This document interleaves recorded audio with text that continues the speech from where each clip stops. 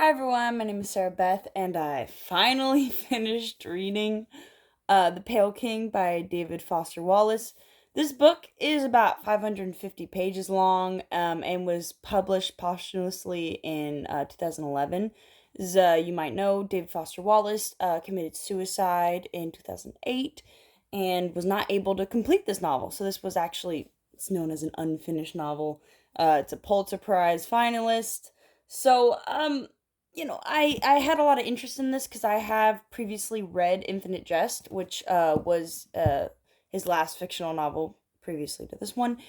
And I really enjoyed that book. I loved the unique structure in which, using the back of the book glossary to kind of be able to deeper explain life experiences, have definitions to the way people would act. I thought it was very interesting. I love how it touched upon themes of what the true meaning of happiness is. And even though I felt that it took a little bit of extra work, honestly, to understand the whole year structure because all the years are serialized, I thought it was worth it, okay? This book, I really it reminded me of the book The Magic Mountain by Thomas Mann, which is a Nobel Prize winner for literature, and in which there are some really, really amazing segments in which the pages just fly by. And I really love how he, you know, postulates over different ideas of philosophy. And I think certain times his writing is just the right amount of descriptiveness. His prose is quite strong, and then there's portions of the novel that are just mind bogglingly dull. And I understand why, because it's a book about the IRS. And I know why he made it. Like, he did it on purpose. And it makes you think about if you've ever heard of the comedian Andy Kaufman, who once, sold out whole venue and they wanted to hear jokes from Taxi, and he decides to read a Herman Melville book. And people are he just reads a book to the audience for the entirety of the show, refuses to do comedy. And that's exactly what this book felt like at times, in which I'm reading it. And there even was a point in the book in which it mentioned that sometimes you're just reading over, but you're not actually garnering any information from the text. And I was pushing myself to garner information from the text, despite the fact that I knew it was just, all this IRS technicality was just going to fly out my brain. So why was I paying all this extra attention and trying to reread and trying to understand things that just do not matter to me? Or maybe if, let's say, you actually work in the IRS, maybe this is a lot more interesting to you. Maybe you understood more of it. Cool, you have a novel now. There's a lot of people that work in this system, so that's cool. But for the general person, just read the very so there's actually notes at the end of the book as to what David Foster Wallace wanted to include into the novel, and you get the whole idea from the novel just based off the notes. Like, I didn't even feel I should have read the novel because the notes explained it better than the novel did. It it's just when abstraction goes to the extreme. That's what this book is. It's too much. You're doing too much.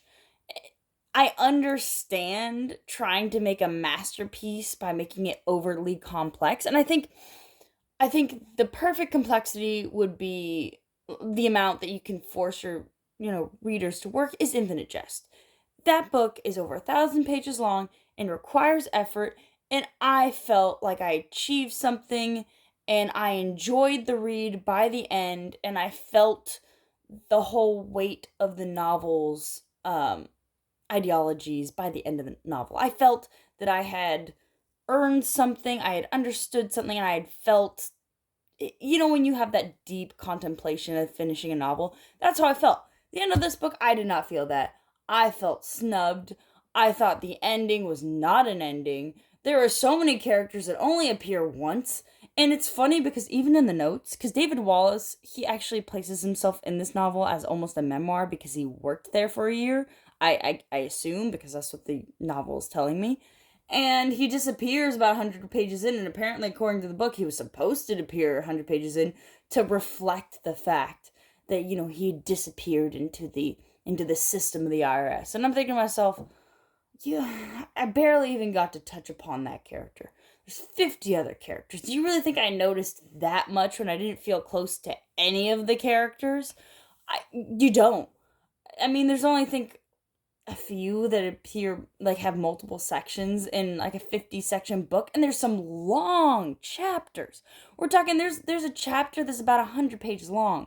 There's some that are over 50 pages long, and then there's others that are less than a page. And I'm thinking to myself, at least some I don't enjoy long chapters. Okay, I mean, if that's your book, okay, I'll read it. But just the disparity, you think to yourself, okay, I'm going to read this chapter at the end of the night, and then you keep going, you're going, wait, this chapter's 100 pages long.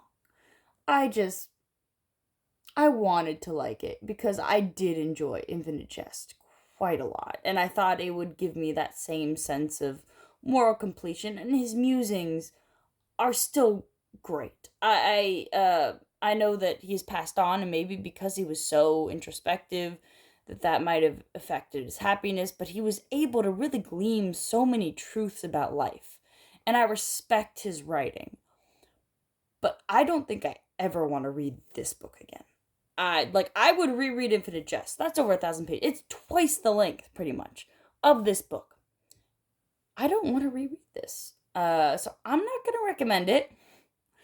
I definitely recommend Infinite Jest over this. I think that's more of a masterpiece. It's finished. Maybe that's why. Maybe I'm just too harsh because he could not finish it due to committed suicide. Maybe it would have been just as grand, okay? But we'll never know. And this was published off of his estate, which, quite frankly, not fair to the author, okay? He didn't grant it permission to be published after his death, okay? And so I don't think it's a proper reflection of him as an author. So obviously, I'm still gonna try to read other of his works, but yeah, don't read. It's not finished. Don't read it. Maybe if you really want to. Anyway, I hope you enjoy my review and have a good one.